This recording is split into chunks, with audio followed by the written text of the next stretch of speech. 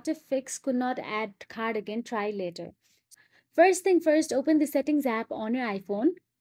Now simply tap on the top your name to access to the Apple ID settings. Now scroll down till the bottom and you'll get to see sign out option available there, and sign out and sign in again.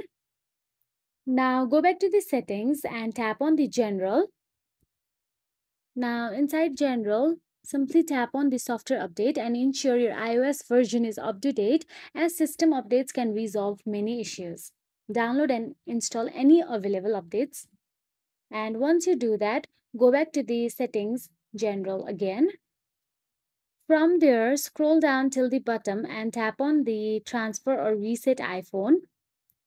Then tap on the reset and tap on reset all settings. So that is it. By following this step, you should be able to fix this issue. If you found this video helpful, please like, share and subscribe, and thank you so much for watching.